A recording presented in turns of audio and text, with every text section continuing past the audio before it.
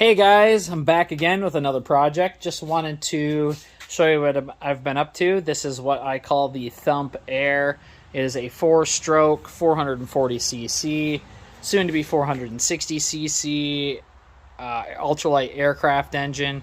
It's under 70 pounds, all up, exhaust, carburetor, everything. Can be lighter with using a different version of the starting system. Just got the redrive all fitted up all the way, all the bugs worked out. I'll see how she does.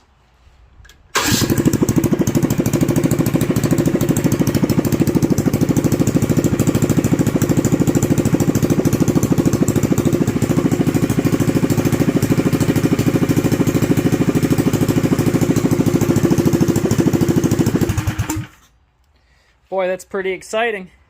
Stay tuned for more.